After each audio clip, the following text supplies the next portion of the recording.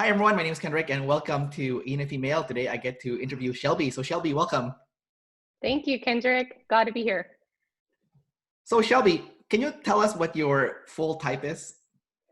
Yes, my full type is audio, F-I-Se, consume, play, blast, sleep. So you are the most extroverted ISFP type. Apparently, yeah. So what did you think and how did you feel when you got your results back? You know, so I first joined the class at the beginning of January of this year, and I knew that the whole rule of having to wait 2 months. And then after that, I wanted to kind of figure it out myself a little bit before I actually got typed. And that it took me months of just like kind of spinning around and around in circles. And the way that I approached it was I really hadn't locked on to one particular type. Um, I kind of wanted to become all the different types and to see like which one fit the best. I wanted, that's kind of my way of learning. I have to like put myself in the situation. I don't know if that's an FI thing or what, but so basically the type I submitted, I didn't exactly think that was my type. I mean, at a moment in time I did, but in general, when I got my type back, I wasn't devastated. I wasn't totally surprised. Like, how did they see this in me? It wasn't exactly what I thought, but I mean, I rolled with it. So it was okay. What did you think you were again? Well, so the type I submitted was actually kind of similar. I submitted ESFP. Um, so I submitted SEFI, consume, play, sleep, blast, audio, and I got audio FISE, consume, play, blast. So it wasn't that far off, but I mean, up the last few days leading up to when I got my typing results back, I kind of thought I was an IJ. So I don't know. I was all over the place. Whatever. Well, I mean, the cool thing is you saw your functions, like all your functions was exactly the same, right? Just in different order.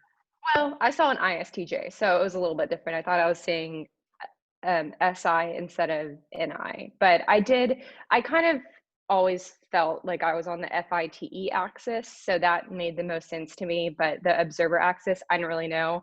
And maybe because they're in the middle, and so they're so close together that it might be a common thing for people to kind of, misunderstand those middle functions a little bit.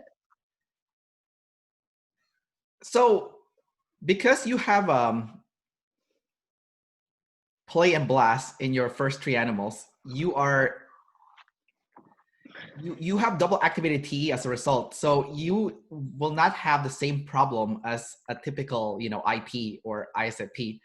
Talk about your experience with having double activated, T at the bottom right there. Like, what has your experience been like? Yeah. Um, you know, it, I've been thinking about that a lot because I've had my type back for like 4 days now. So I'm still trying to process everything. But I saw the TE so strongly in me. Like I thought maybe I was lead TE, but that didn't sit quite right because I knew inside that I was probably DI and not DE, but I kept seeing the TE, so I didn't understand, and other people saw the TE in me as well, because if you don't know me very well, you would just pick up on the TE. So that's definitely a reoccurring pattern that I've noticed in my life, that like I don't have a problem with the actual function of TE. It's more about the tribe issues. So I can TE all day, but it's yeah, it's more of the issues that I have as kind of like fearing the tribe. Like I still feel like an IP, but all the anecdotes and the stereotypes of the IPs, I didn't exactly relate to that. And so it was hard for me to type myself. It really was.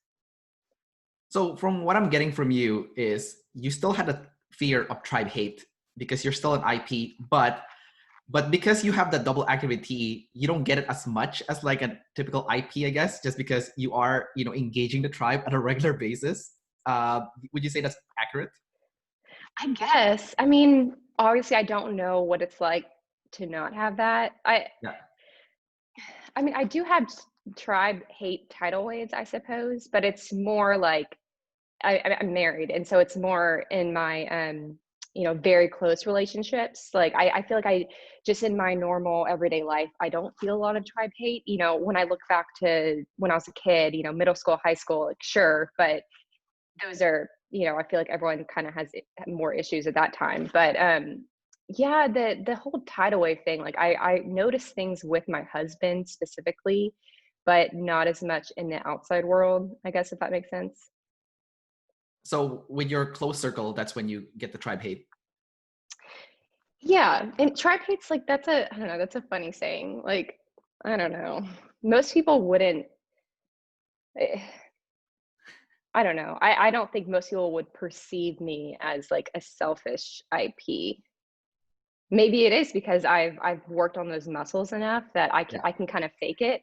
That's what it feels like to me. It just feels like I can fake it well enough. Like I probably have the same mental state as another IP, but I've learned how to play the game and, you know, get along with the tribe, I guess. Yeah, I think it's a weird contradiction almost, because you have savior play, right? So when you have savior play, you do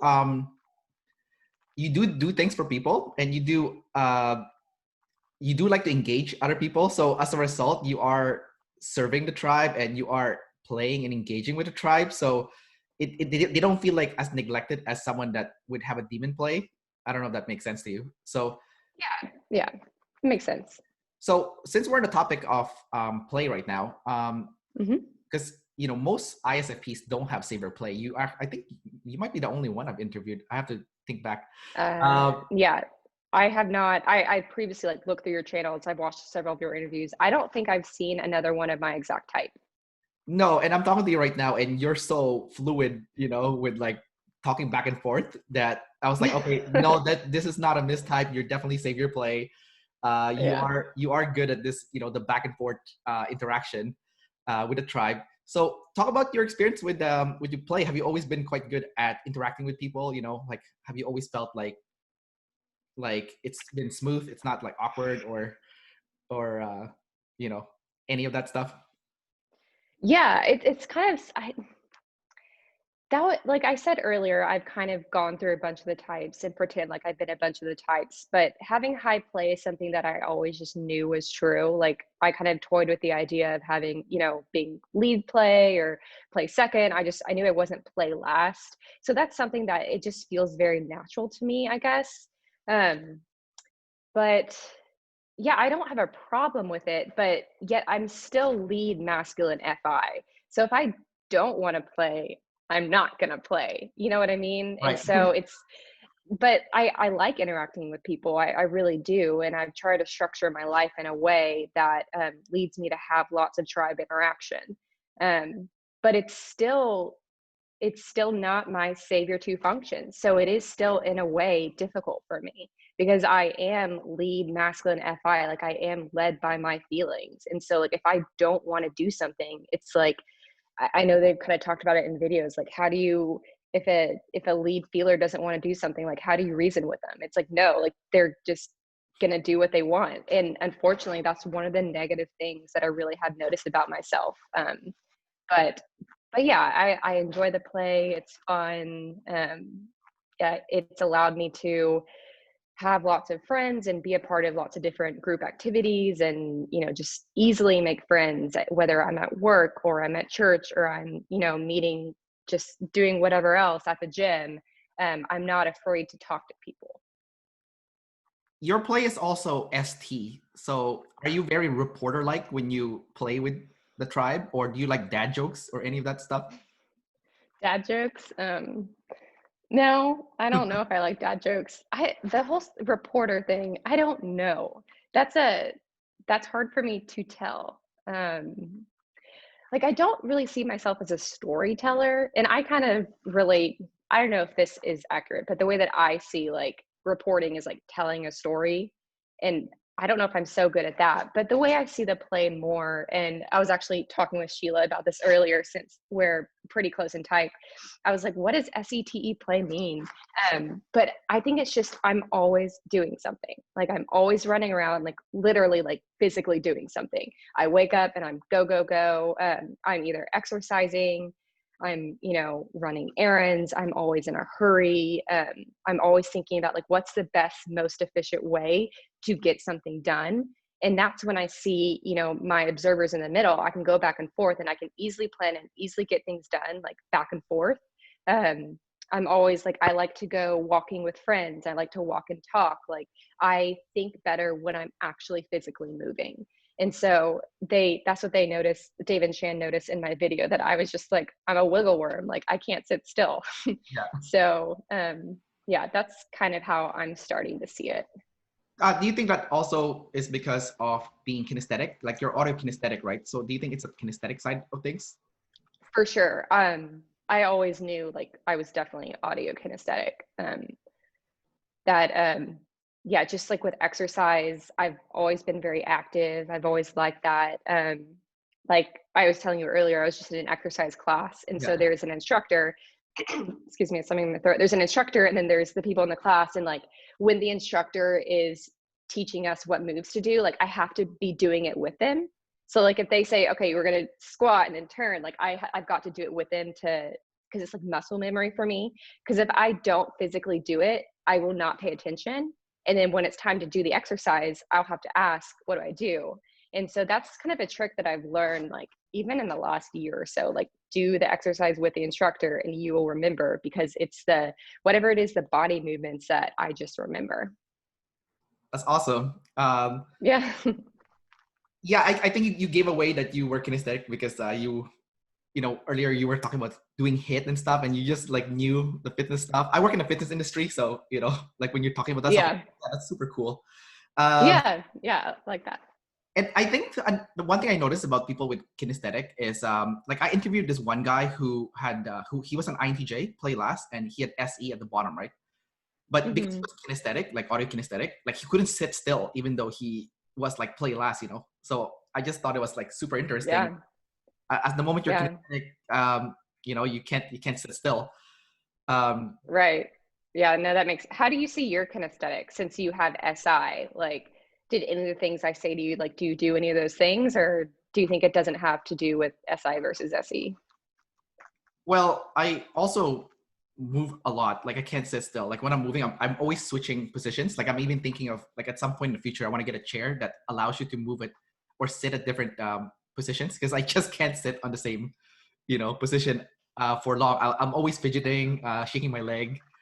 Um, so I'm always like that kind of movement person. And earlier when you were discussing about like thinking, okay, how am I gonna approach my day to day? Like you're go go go go, and you're thinking about the most efficient way to do it. Like when you said that, that really resonated with me because I do that also. So I wonder if that's play blast together, because you have that like play blast crackhead thing going on there. Uh, Yeah. we'll touch on that in just a second, but Okay. I thought that was just quite interesting that you said that, because that really resonated with me. I'm like, oh my god, I do that. Like like Yeah. you know what? Since we're in that topic, talk about being a play blast. How do you experience being a play blast? Do you get in states of like manic? Would you say? Really high. um, I guess, like, yes, I can. So again, it's such an odd contradiction, because like I have a lead introverted function. So I'm lead FI. So like at my core, I feel like an introvert, but I understand their explanation of like on a spectrum, I'm not introverted because I have that play blast together. So that's kind of like, I'm still seeing that in myself, but I can definitely see it. It's like I may not always be the one who's talking, like maybe if I had play blast first, like in your case, but when I do, I go on a roll. Or not just talking, but like getting things done, doing stuff. Like, oh yeah, I can just I it's kind of bad. Like I like to get things done as fast as possible, like everything. It doesn't even matter. And I stop and ask myself, like the other day, I was going to the grocery store and I parked my car and I literally ran from my car into the grocery store. And I stopped and asked myself, I'm like, are you in a hurry? Like, do you have somewhere to go to next? And I don't. I just like can't do anything slow. It's so weird.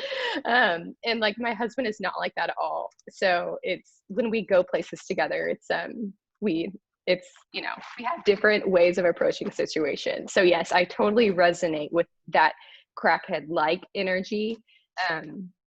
Yeah.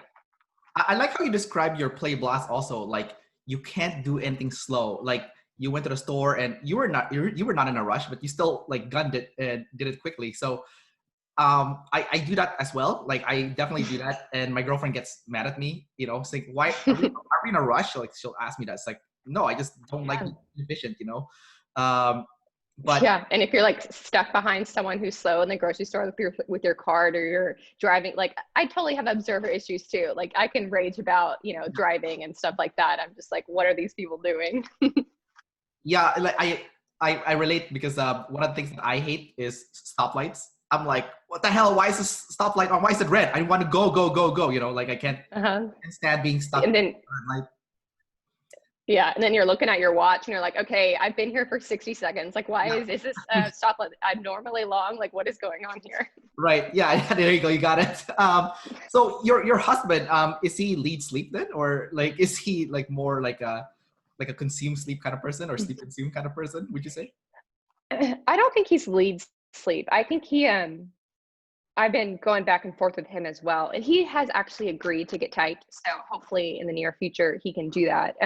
But right now I'm kind of thinking he is an introverted EJ, Oh, okay. because I definitely see the TE in him, and he's not very chaotic, and so like maybe ESTJ of some sort. That's kind of what I'm playing with. So you think he has SI then? Yeah, I do, because we relate a lot on the TE-FI. Um, And I do think we're both double observers. Like we don't, we can kind of connect on that level, but I can tell the way we observe things is very different. But we can still connect, both being savior sensory and both potentially being, single deciders. Since you brought it up, talk about your ease with gathering and organizing or control and chaos. You know, so talk about your relative Yeah. comfort with that. Okay. So kind of what I touched on earlier, like planning you know, for errands. And obviously I do have demon planning. And so it's not my first state, but I don't mind planning. I actually enjoy the planning. Like for example, I um I keep a pretty strict budget. And that's something I learned very early on, like right after college, that I need to learn how to budget. And that was something that I kind of discovered on my own. I didn't really learn about budgeting and money growing up. So I kind of, I see the budget as a way to freedom, because, you have a set plan of where your money goes, and then you can kind of plan for, fun things. You can plan for, emergencies. And so it makes me less anxious about where is my money going. And I know month to month, like what is happening. And so for that, it's, it's not a pain for me to, at the end of the month, put in all of my expenses and, do my bank reconciliation. Like that's not hard work. Like, yes, it takes work, but that's not impossible for me at all. So that's kind of one thing. And also uh, like with fitness, if I'm creating, a fitness routine or a diet, like if I'm, counting my macros, I don't do that anymore, but I did for a really long time. And creating a plan based on that is something that I could just do. And it really wasn't like a struggle for me to keep a routine. Is not that hard. Even though I'm Savior SE, I routines are really not hard for me at all. And I actually enjoy them. And so I think just the going back and forth between the OE and the OI, it's just yeah, like they say, I'm not stuck there. Like I might not want to do it, but I can do it, and it's really not a problem. I also noticed your blast is quite good. Like you just blasted really well there with your logic of like why you do things. Talk about your NT blast. It's gonna look very similar to like an INTJ's blast, right? So talk about how you experienced that. I mean, you kind of just did, but let's hear more. Yeah.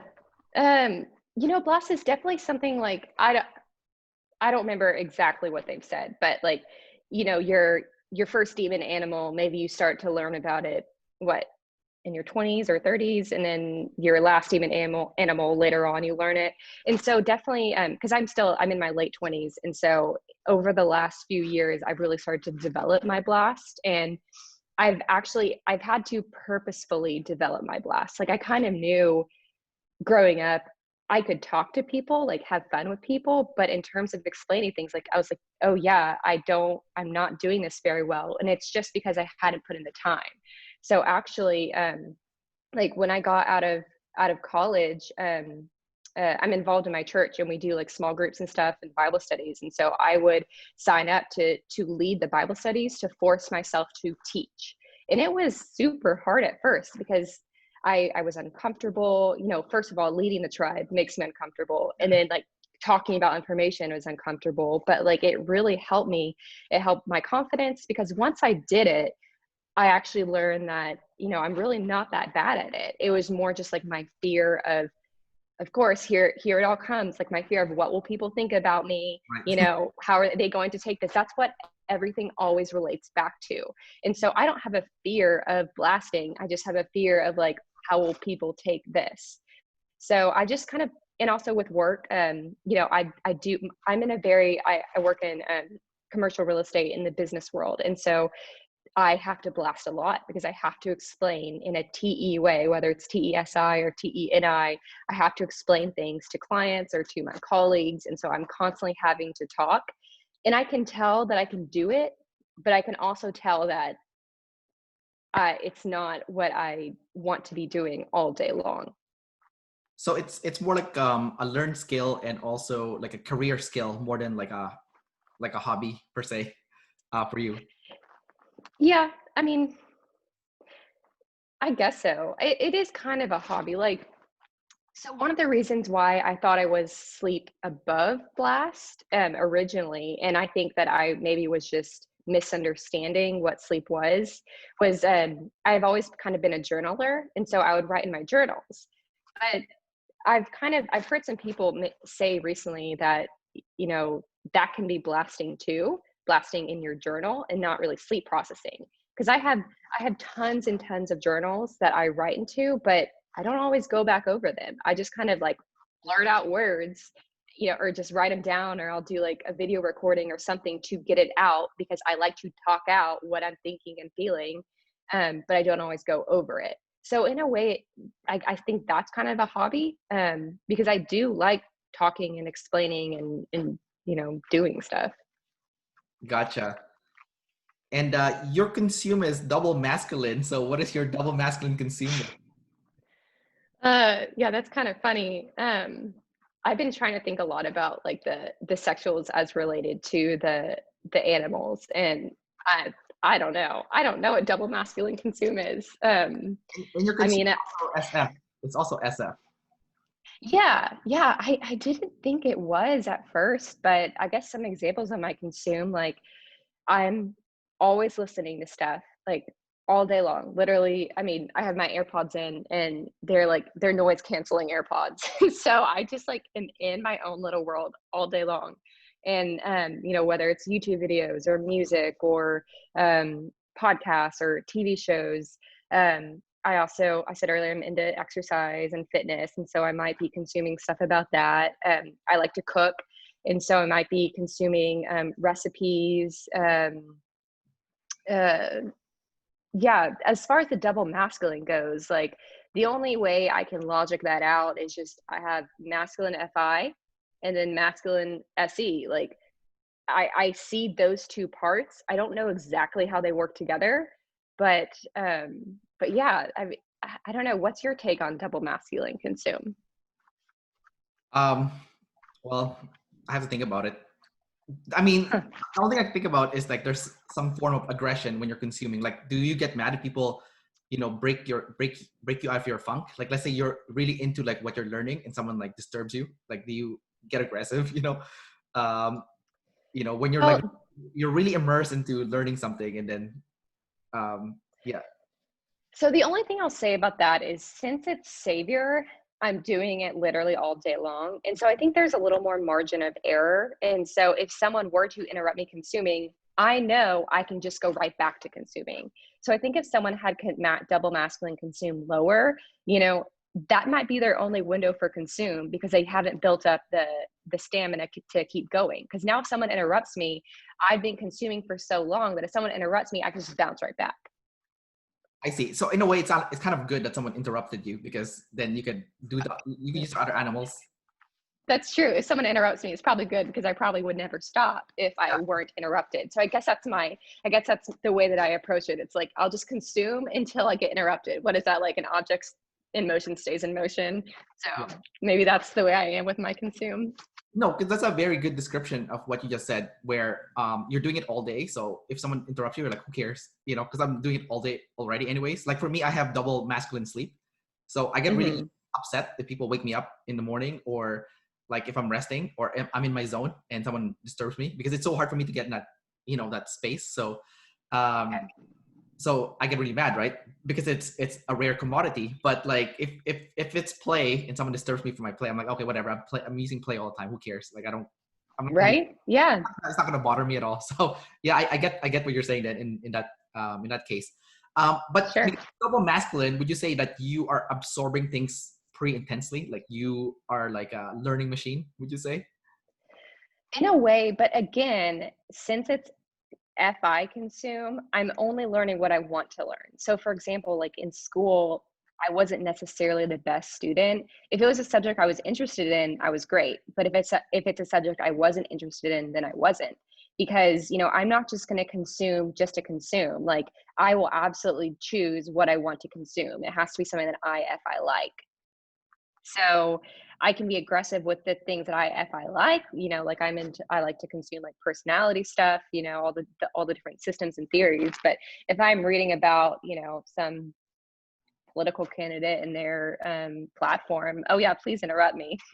I don't want to learn about this, but I do have to force myself to consume more like TI related stuff, you know, like that stuff does not interest me. So it all ties back to like what is interesting to me. Okay. I mean, I relate to that because, you know, Okay. like, you know, if you don't like You the have FI. yeah, I have FI. It's masculine like yours. So if I don't like something, I can't learn it. You know, like Right. yeah, Yeah.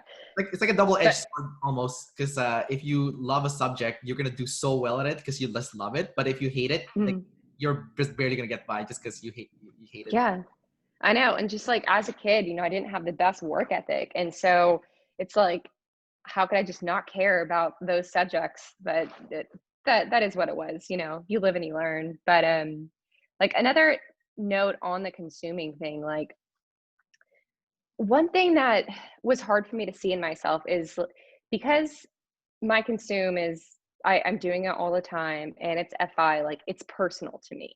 And so I don't always like share my consume, I suppose, with people. Like if someone is interested in the same topic, I will absolutely share, but I'm not just going around like sharing all of my personal interests with everyone. I can kind of like read the room a little bit and know, you know, is this an appropriate thing to share or is it not?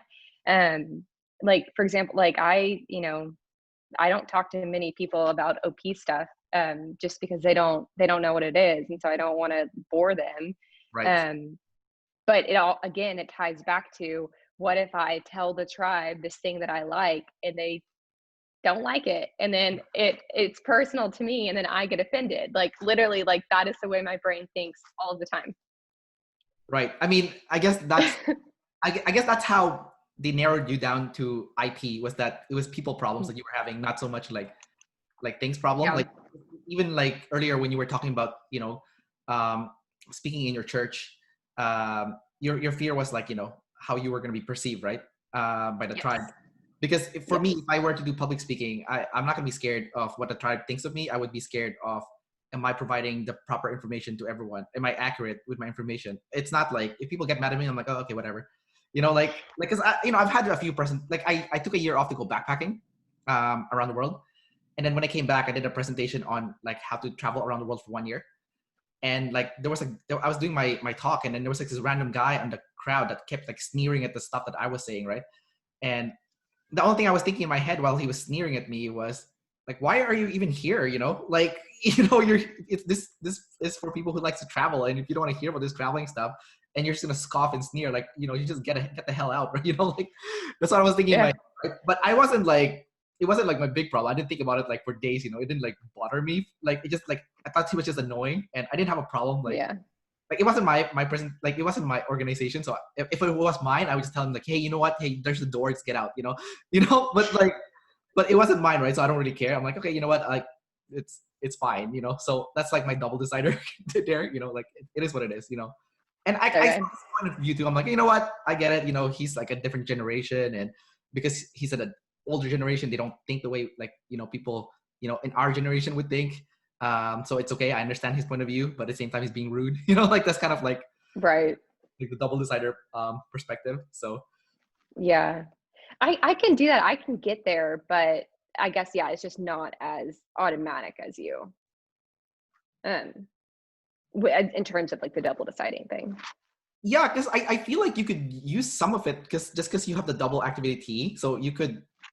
Yeah, It's just like, I absolutely can. I actually for a while did um think I was a double decider because of that. I mean, I know I do have people issues, but like sometimes the way that they describe the single decider is just like freaking out about people. Like I don't have that. And I guess it is because of double activated TE. Like I really can, I might take things personally and in a more extreme way than someone who was a double decider, but like I can absolutely see someone else's perspective, and that is definitely learned, as an adult. I've learned that. But like I don't hold resentments because I can see like, oh, it's this person, they're in a different walk of life. Like they don't see the same way that I do. Like it's okay. And so that I have to consciously tell myself those things over and over again. Like if I am upset about some tribe related issue, I have to kind of like give myself self-talk about the double deciding issues. when you talk to people, would you say you have pretty good level of empathy? Because one of the things that they say about IPs is that empathy levels tend to be low, but that's not my experience. I don't think all IPs have low empathy. What's your experience when like with empathy? It's not my strong suit. I have empathy in the sense that like I have to feel it for myself. So if someone is going through something, I have to put myself in that situation in order to feel it, but I can't just directly like sympathize with someone for what they're going through without feeling it myself. But I can turn that on and off. Like I can I can very much harden my emotions if I want to and not feel for the tribe. Right. So, yeah, I absolutely can do that. And, as a kid, definitely not. But I have learned that, or I've learned to be more empathetic. But yeah, it's a struggle for me. What if it's like a friend of yours and you do want to hear them out and you do put yourself in their shoes by feeling it yourself first? Because you have FI like I do, and I get what you're saying because that's how I do empathy also is I pretend I'm them, and then I think Mhm. like, oh, okay, I see. Like I think it's not like automatic with FE. With people with FE, they feel you right away, and they have like the appropriate emotion on their face that shows like what you're feeling right now. But for me, I have to think about it first. Uh, Yeah. so would you say it's about the same for you? Then you have to think about it first before. Yeah, I do. And I guess because my FI is so, natural to me and so on autopilot, like I can't not feel, but I just might not outwardly express how I'm feeling. So the other person might not know that I'm feeling empathetic. I might know inside, but I might not display that. Right, right, exactly. That's what I was Yeah. getting. So you do feel what the other person's feeling once you Yes. put yourself in their shoe, but you might not give it back. You might not mirror them back. Correct. Yeah. Yeah. Got it. Okay. I completely relate because I like my sister's the worst at this because my sister would like sometimes people be going through a hard time and she would be smiling and I'm like, oh my god, that's so bad. It's like the most inappropriate like facial Yeah. expression to give because my sister's a nurse, right? And then Yeah. someone just died or something, she's smiling like what she's like. I I totally relate to that. Like when I would go to funerals as a kid, I would laugh just because like I I know it's so terrible, but I didn't know how to control my emotions in that way. And also like it's kind of just like, I don't want to feel what you're feeling. Or like I mentioned, I'm in like my church small groups and Bible studies, and there's a lot of feelings going on, right? Like a lot of people are talking about what they're feeling, and that's uncomfortable for me. Like I don't know how to process that in the moment of like, oh, these people are crying. What do I do?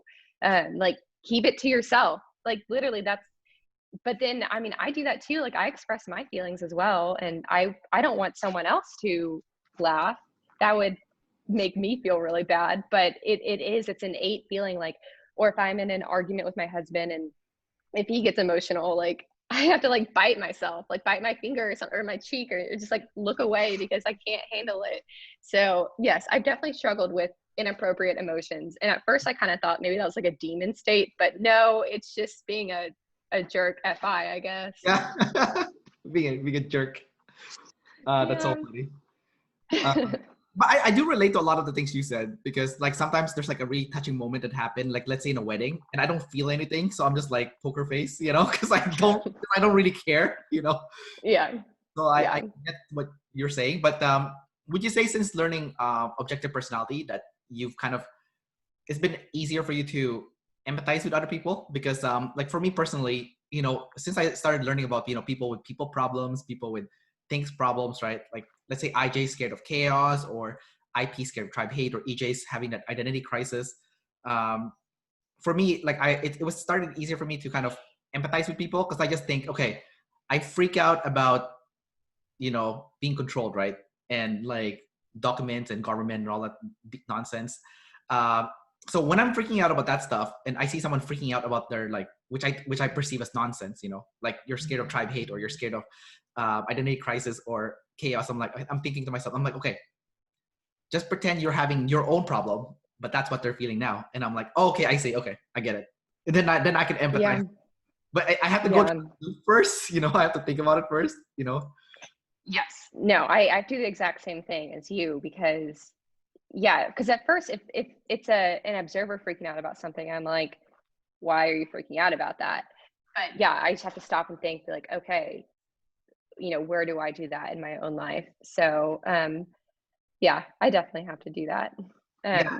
But it's like another thing on the FI, like for some reason, I don't know if this is like an Enneagram thing or what, but like I got a message as a kid that like it wasn't okay to express your emotions. It wasn't okay to express your feelings. And so I kind of thought, like that makes you look or the vulnerability makes you look weak.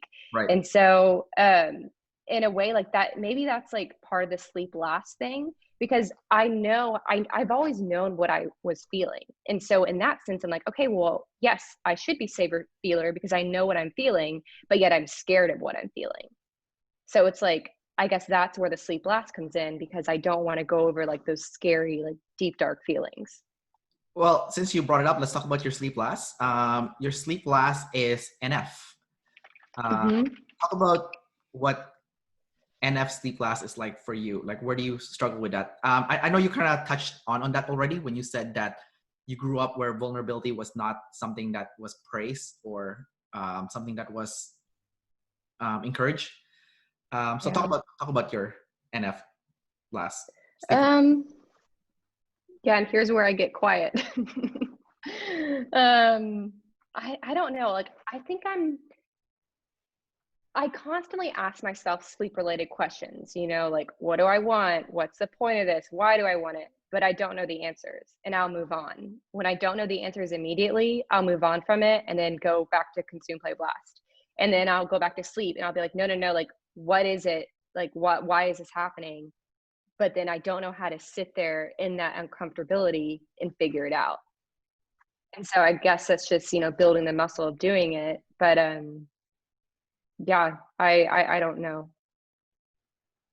Have you seen my interview with Julian, the sleep first ISFP? I think so. Yeah. So when you don't need to see the whole thing, but like when you glance on it, what did you think? Because he's an ISFP like you are, but he's going all in the NF first, right? So what's the kind of like thought that you have? I How? think what I think when I heard that was like, whoa, that's a whole lot of feeling. Like, Yeah. how do you know about all that feeling? Yeah. Like, how do you know how to do that? I mean, it's like I would relate to him, but I don't know how to like bring that out of myself. Especially, you know, maybe on camera or talking with other people. Like if I was by myself, maybe I could do it a little bit better. But since I haven't exercised that muscle enough, if I'm with other people, it might be harder for me to bring it out. You mentioned Enneagram earlier. Are you an Enneagram type 3, would you say? I think so. That's what I usually test as a 3 wing 4. But and that's one thing I was actually talking with Sheila about this earlier because we're very similar in type, but I think I relate to the 3 and she relates to the 4.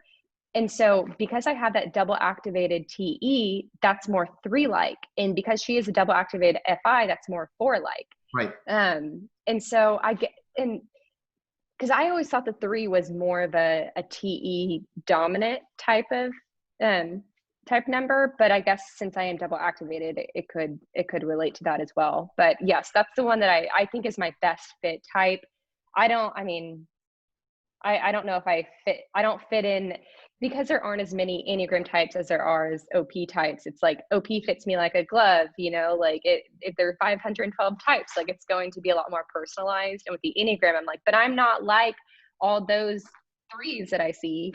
But I guess it is, you know, it just boils down to like, what is like your fear and desire and all that. I think the description of the type 3 does match you though, because Oh, okay. when I read the Enneagram, they talked about how it's based on how you use your brain. So you have your instinct brain, your emotional brain, and your logical brain, right? But the type 3 Enneagram is supposed to be an emotional type, but because they don't trust their emotion, they purposely suppress it. And as a result, they become more balanced with using all 3 of their brains. So basically what you described makes perfect sense because you are, like I said, you are the emotional type FI, but maybe because of double activity, you suppressed it and you became more balanced as a result, right? And Yeah, true.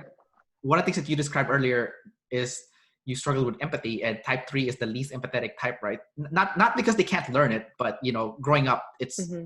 they're very achievement oriented and status oriented. So Mm-hmm. sometimes you do have to step over people to get to hit your goal. Like I remember watching an interview with Kobe Bryant, and he's like the biggest type 3 Enneagram, right?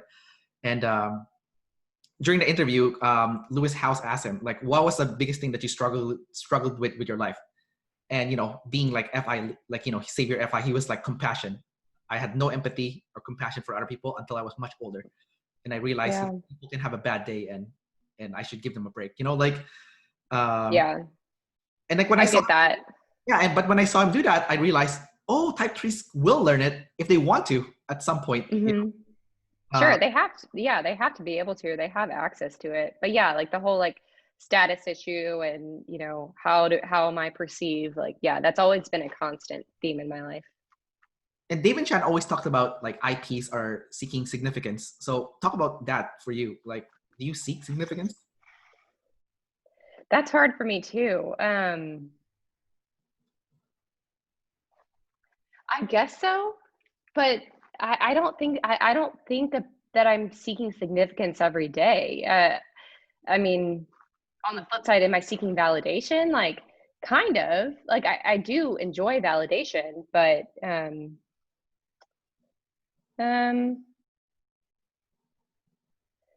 I don't know. I want acceptance more than significance. And so maybe that is how I get significance. Like, if the tribe accepts me, then that makes me significant in their eyes.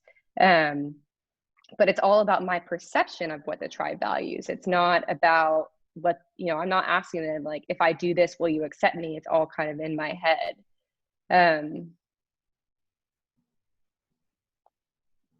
gonna think about that a little bit more. Sure. I mean, I must be, because if they say IPs seek significance, then I must be doing that. It just, that's another thing I'm gonna have to sleep process.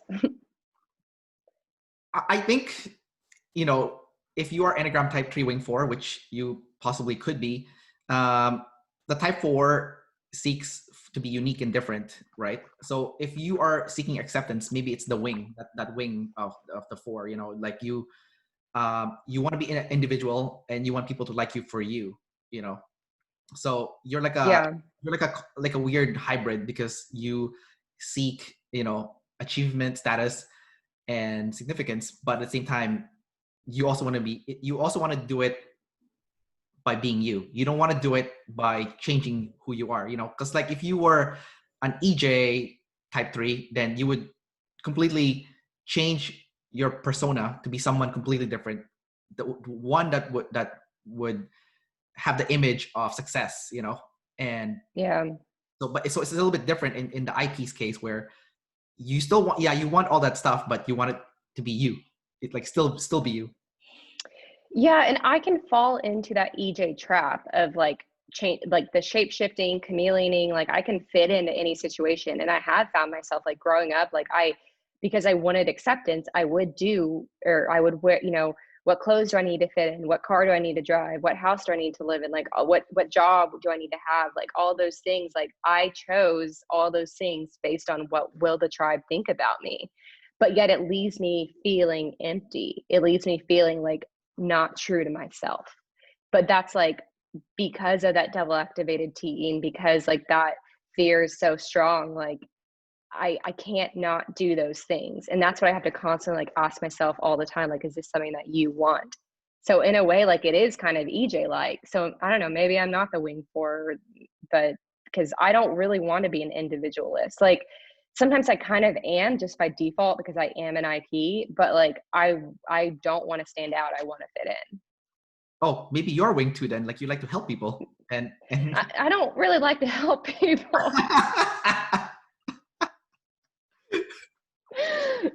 That's how I know I'm not an EJ.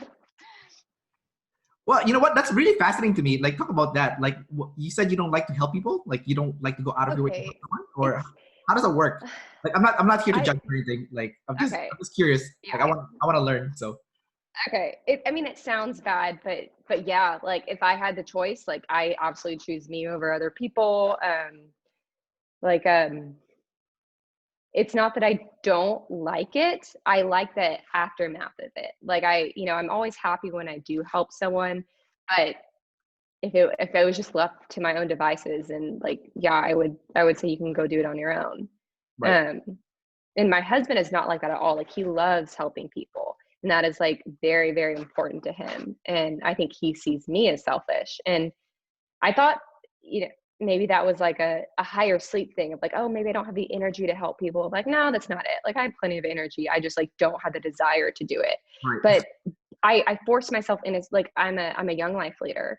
And so I don't know if you know what that is, but it's a basically like a kind of like a youth group where I mentor high schoolers.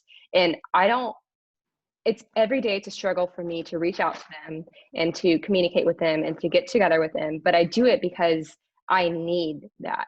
Because if I don't have something like that in my life where I am like, I'm solely responsible for, helping someone else, and I'm just going to stay in my own world and I'm not going to grow. And like, I understand that the only way to grow is to do it.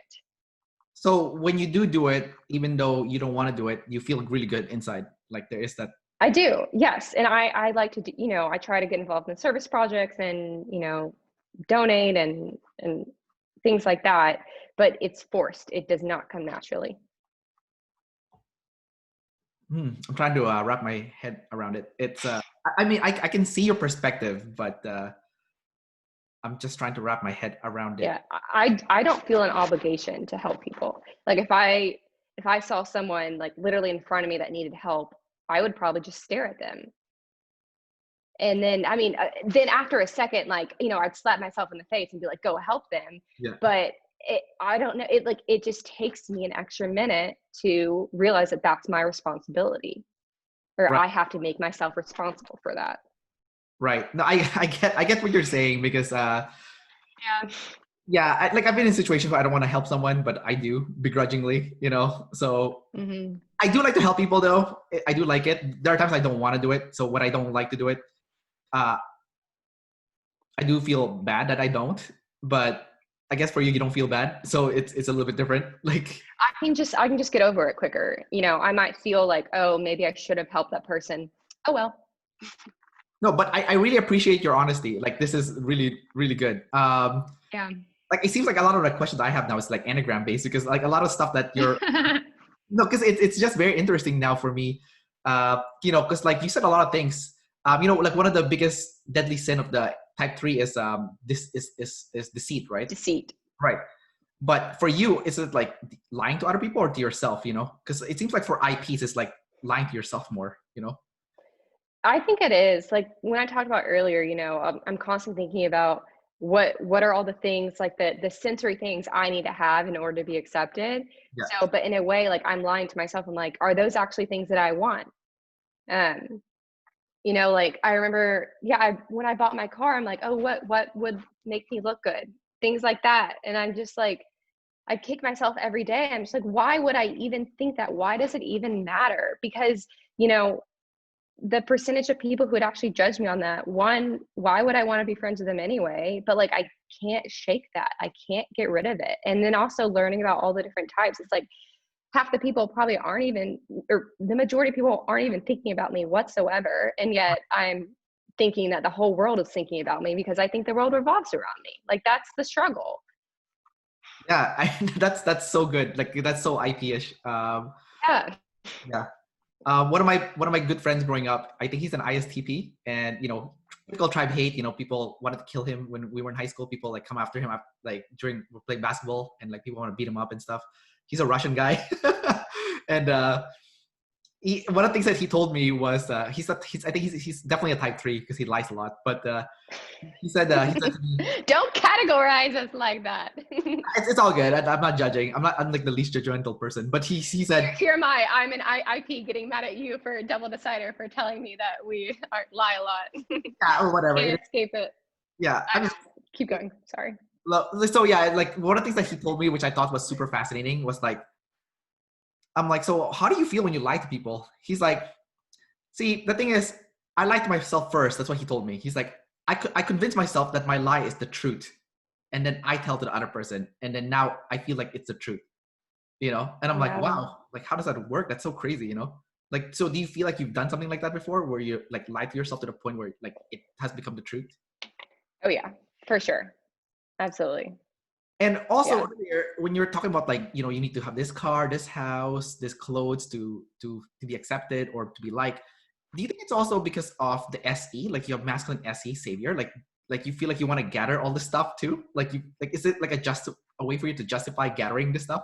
Maybe you wanted to get those stuff because you're like an EP, right? Like you're still like a gathering monster. Would you say that has some truth to that? Yeah, I think so. I definitely have to put a lot of restrictions on my gathering. Like in my budget, I have a very strict budget for like what can I gather for myself that, is not a necessity. So I have to have strict parameters. But yeah, I like things. I like to get new things. And you're SF first, right? So you're gonna like cool things, like shiny cool things, right? Yeah, I think I'm aware of that. Like I'm constantly aware of those types of things. So that's why it's such an issue to me because I'm constantly thinking about that. I want to go back to your blast. It's double feminine NT blast. Like, what is double feminine NT blast? I'm quite curious. Man, what does a double feminine mean? Like, do you forget your concepts, like your NI concepts? Do you have a tendency to forget like the concepts that you've learned and you have to review them again because otherwise you've forgotten them? what does that mean? You have feminine any. Do you forget your concepts? You know what? I thought I didn't until I started looking at what I was doing. And yes, I forget, like, I don't forget all of them, but I forget like 80% of them, Like, I'll read a really, like, for example, I read a book called The One Thing, and I read a bunch of books and I just forgot the concepts I've learned in the books. Like when I read them, I thought they were like the best concepts ever. And then like a week later, they're gone. They're completely gone. And then if I were to read them again, I was like, oh yeah, I remember this now. How did I forget this? So do you ever do that? Okay.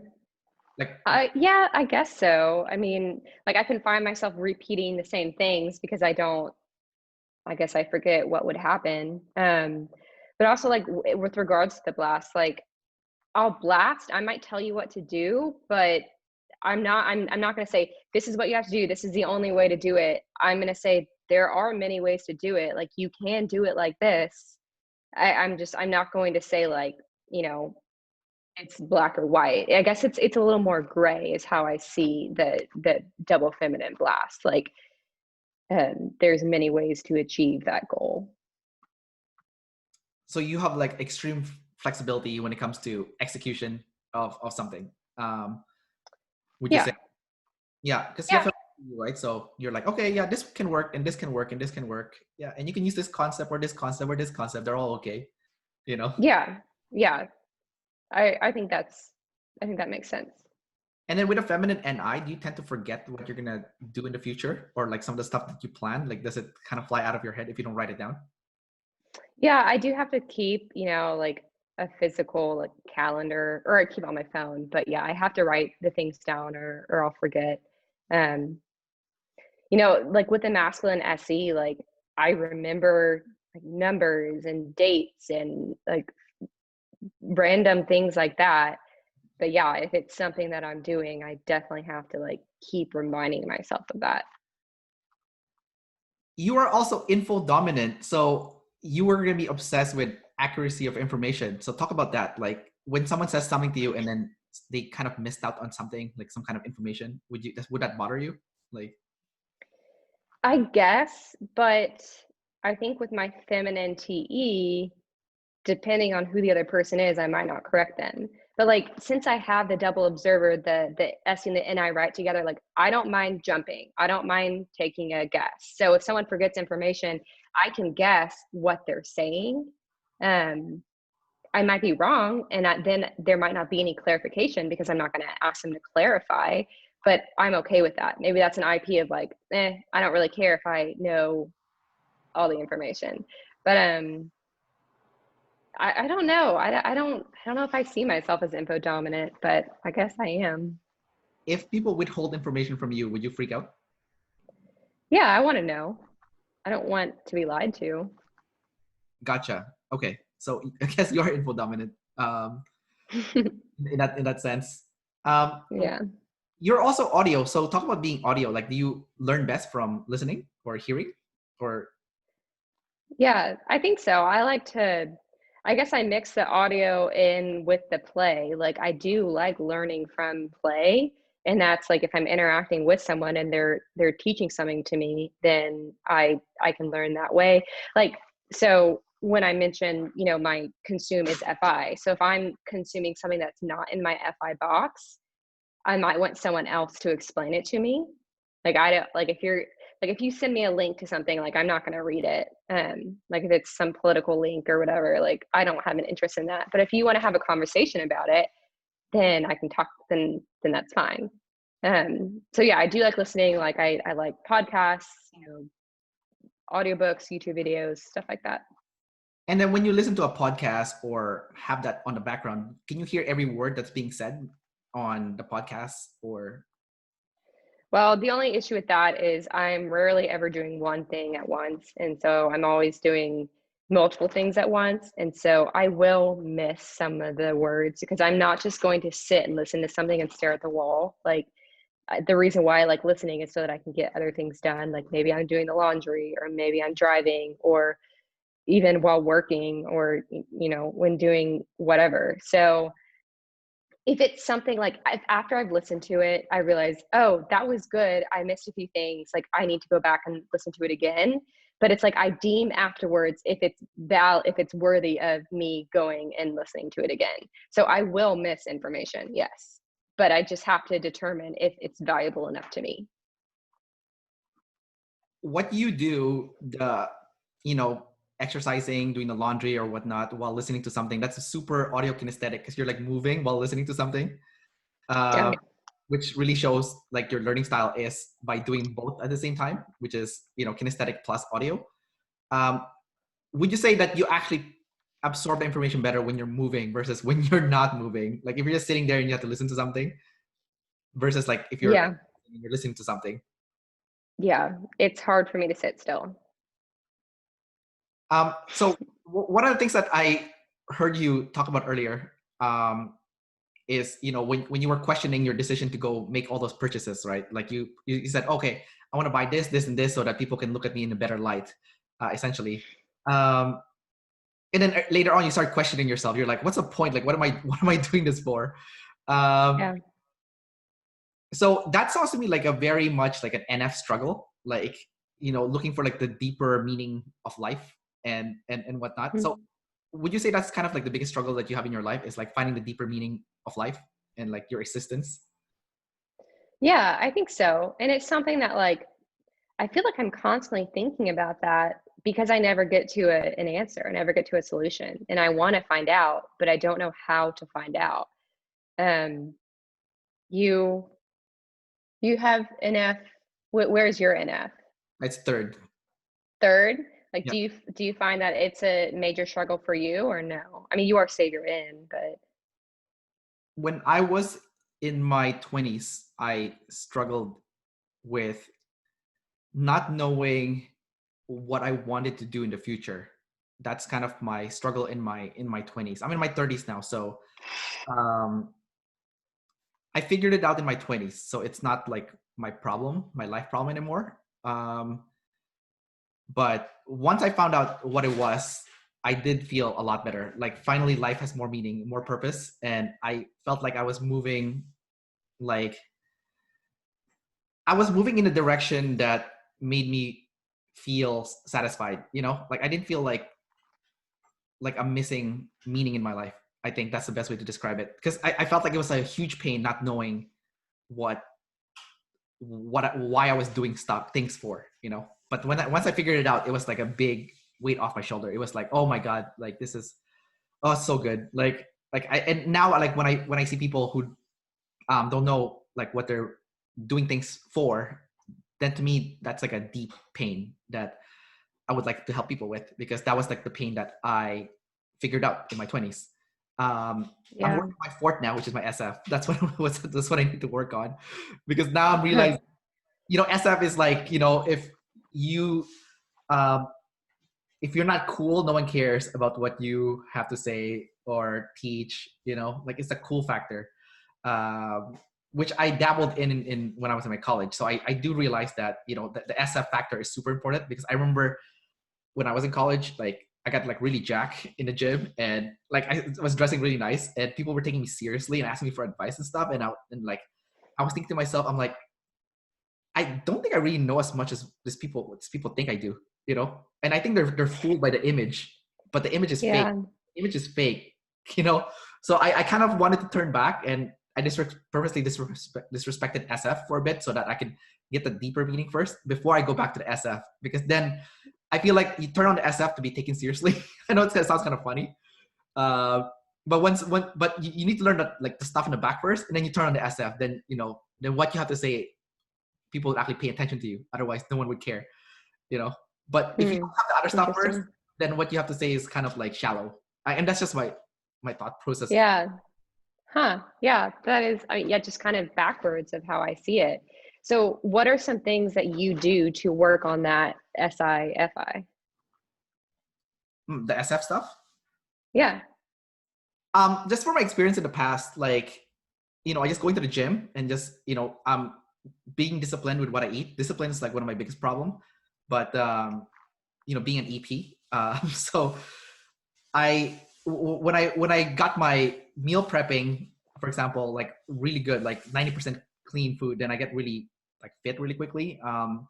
When I do a lot of cardio, then I actually lose body fat really quickly if I do a lot of cardio.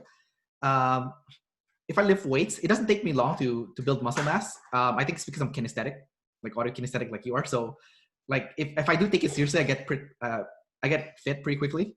But I also, because I'm sleep last, I also get injured pretty quickly too. So I have to be careful. So it's just like a fine balance. I don't know if that happens to you with sleep last, but like I get like, maybe because you're lead sensory, so you're more durable than I am, because I'm SI last, right? So I think people with SI last, we don't have as much durability as people with like S Maybe. like SE in their first like three animals or functions. Sorry. So those are some things that I needed to work on.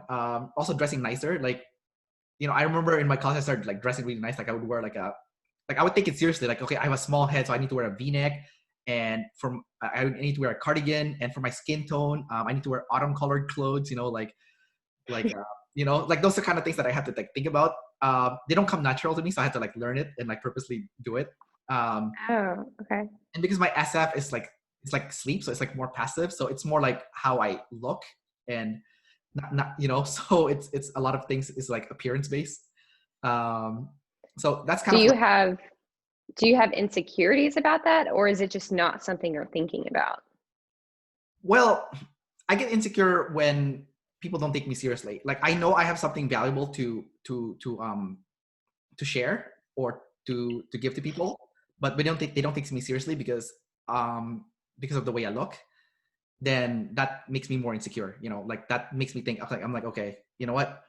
To them, I'm not worth anything because I just got judged based on my appearance and the physical the physical belongings that I have. Like I don't have a nice car. I mean, my car's okay now. I used to, for the longest time, I drove like shittiest cars. Like it was only this year I got my first car that like had an automatic door opener. I've always had to like turn the wheel to open the window, and my cars had never had any AC, so it was like always boiling hot in there. Like Oh anything my that gosh. anti-SF that you could think of, like I had, you know. So Huh. you know, I remember I had a coworker that used to tell me that I think he was an ENTJ. I think he's also type 3, and he said to me, um, the purpose of life is to show others that you're better than them. You know, like you need to have a nice house to show people, like look how much I have. You know, and I thought that was kind of shallow, but at the same time, like I'm watching a lot of YouTubers. Like one of my favorite YouTubers, his name's Los LeBlanc. Um, he's I think he's an ENTJ, but he's like SF, I think, savior, and everything that he does is all like SF stuff. Like you know, his thumbnail has like a, you know, his ex-girlfriend's like ass on the thumbnail, you know, because that's what people want to see, right? They want to see a nice butt, right? And then like, you know, in Yeah. bikini stuff, and he's like, he has like six-pack abs, and there's like blue ocean in the background, and it's like the complete like very definition of like, the perfect image, you know. And Yeah. his message might be shallow, but guess what? He has like so much subscribers, so clearly it works. So Sure. Yeah. No, I get that. So, in your opinion, like for me, so I am I'm savior DI, and yet I have sleep last. So do you think for me I need to work more on that sleep last, or need to work more on the TE? Because they're both difficult, you know? I think for you, if I had to say, um, I think you need to work on your sleep last first, and not just specifically sleep last, but the NF part of that sleep last. Like you were telling me earlier that you would question your purpose and your meaning, but then no answer would ever come upon you. You know, the answer would never come out.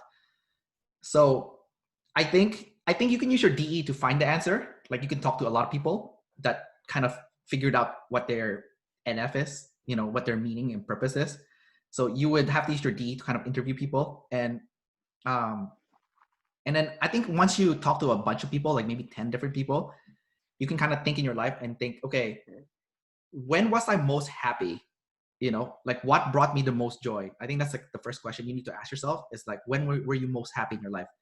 And kind of like isolate those moments and think, okay, um, based on those moments, why was I happy? Like what brought me so much joy, you know?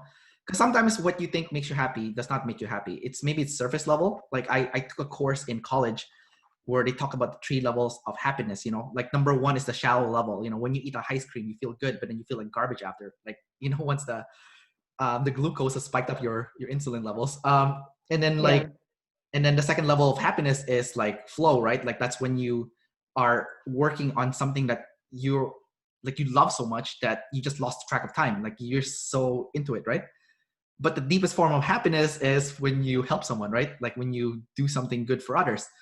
Um, you know, and you can even cheat too, right? Like you can pick an area that you like so that you're helping others and you're in flow state, but at the same time you're still helping other people. So you picked it, it's still within your FI, um but it's helping other Yeah. people. So I think like for you, like the steps that I would take if I was in your shoes is, number 1, talk to 10 people and find out what their NF is, like what their purpose is, life mission, that kind of stuff.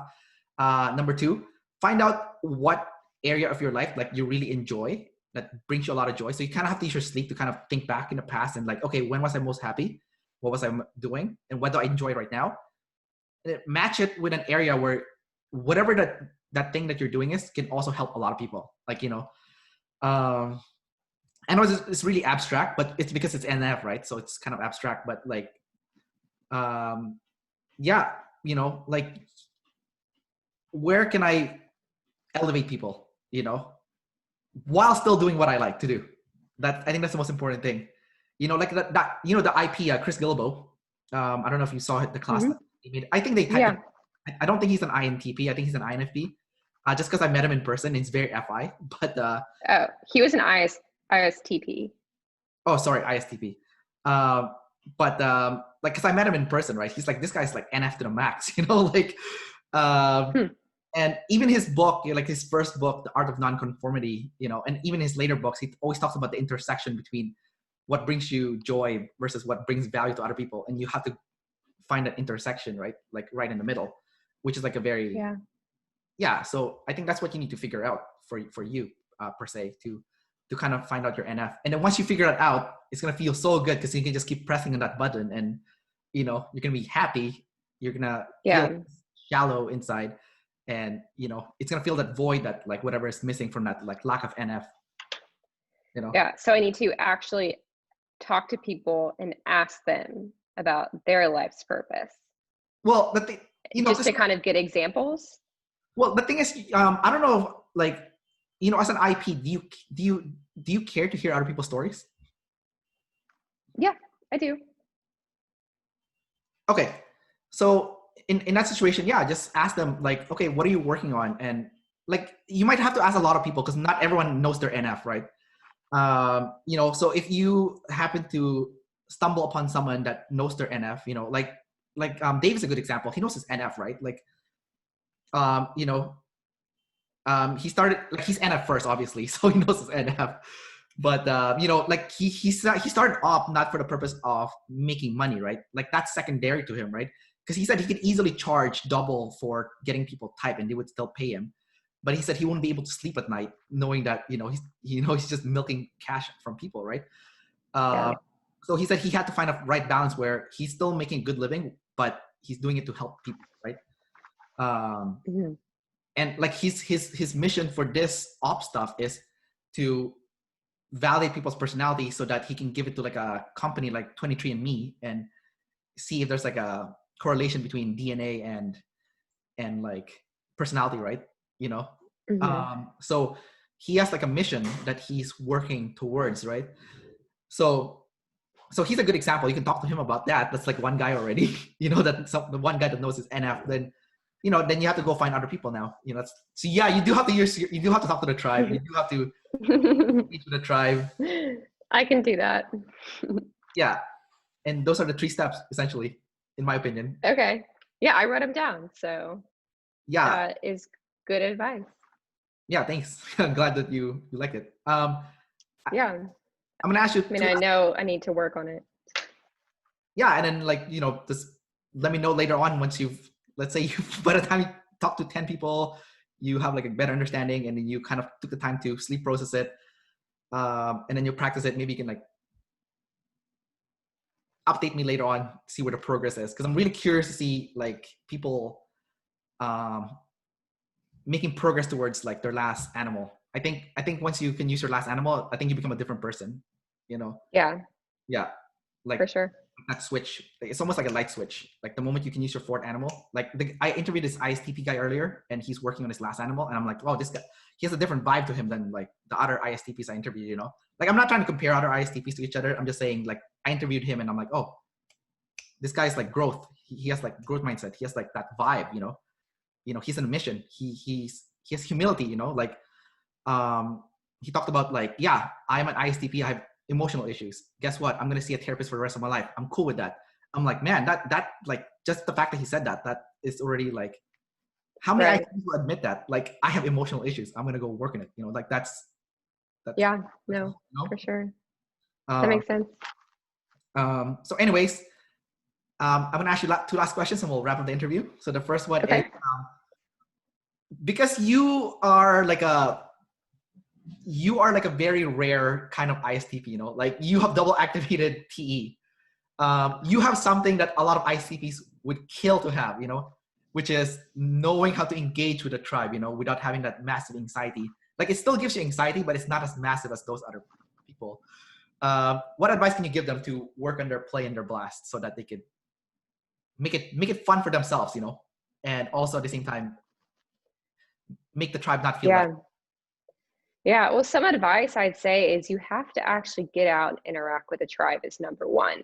Because you can sit at home by yourself and think about interacting with the tribe and think about TE, but there's no replacement for actually doing the work. Um, and I know that can be a really daunting thing and really scary, but you have to find some sort of organization you can get involved in. Like I mentioned, I'm involved in my church. You know, you could go volunteer at some place, or maybe it's in your workplace, maybe it's your family, maybe it's a neighborhood, you know, a community center, but you have to do something that like forces you to actually interact with people. Because if you don't do that, then it's all going to be hypothetical or theoretical.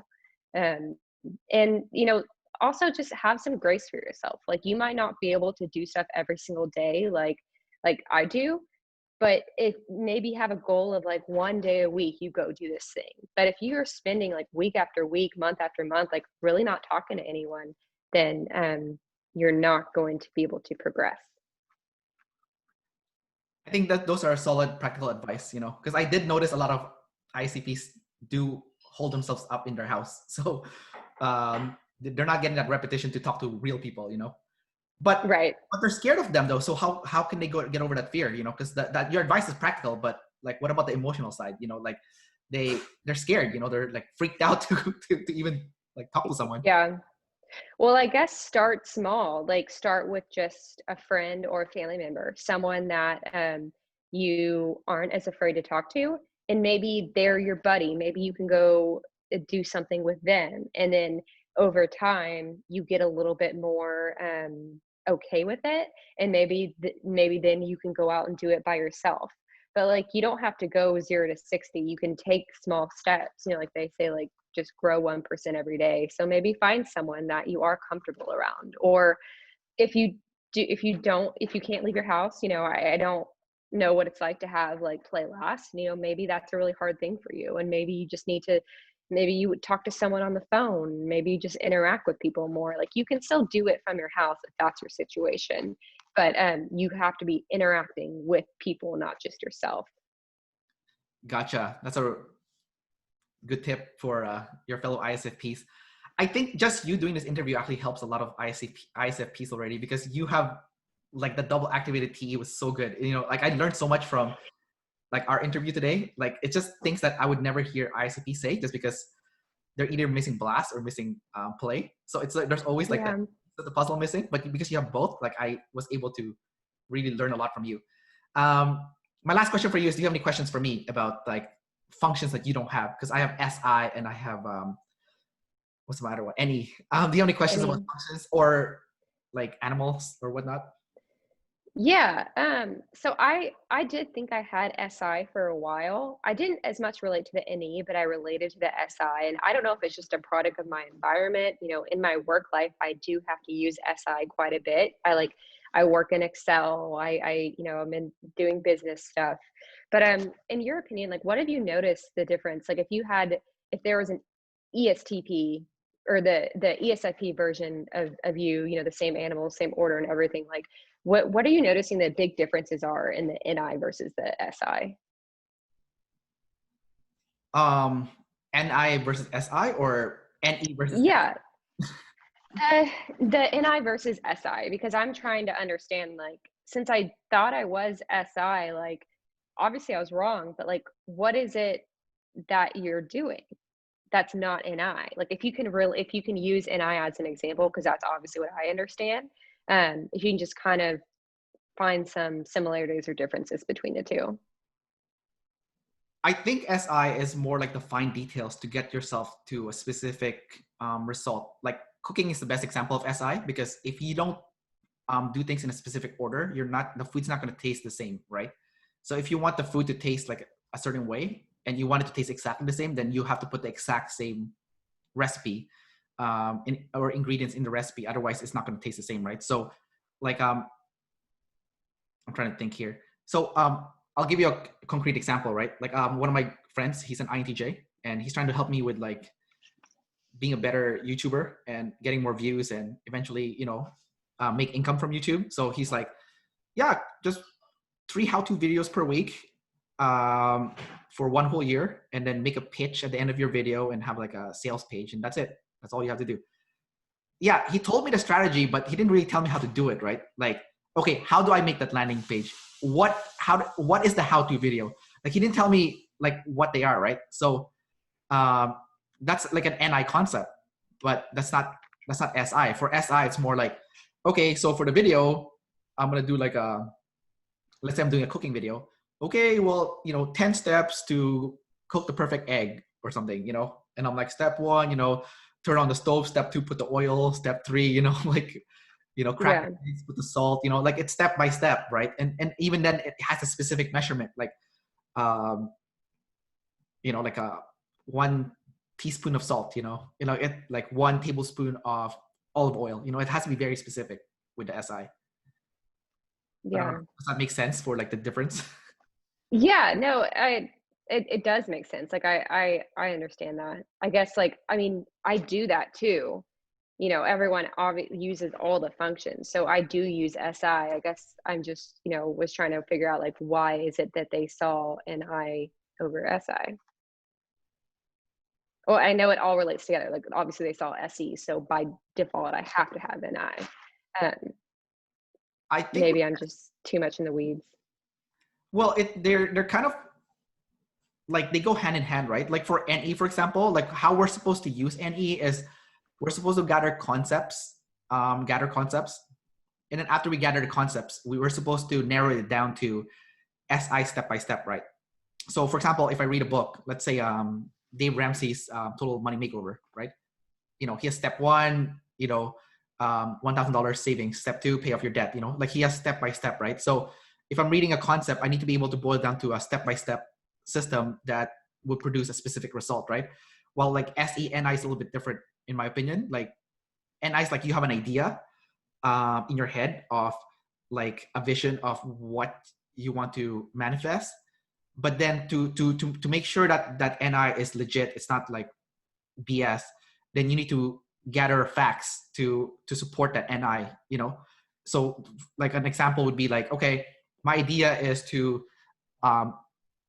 make money selling this online course. So how would you use SE? Well, you can go to platforms like Udemy and see if people are already selling a similar course. And if they are, and you can see the facts, which is like, okay, this course has, 1,000 students, clearly people are buying this, then okay, your NI is validated. Like clearly it's legitimate. So I don't know if that makes sense, but that's kind of like the difference. I don't know if you can see the difference between that, but Yeah, I can see a difference. I guess it's just subtle, I think it's because you're double, because you're observer. double observer. So for you, it's like, yeah, this is, no, it's like no shit. Yeah. I get it. Yeah, like I can do that too. Yeah.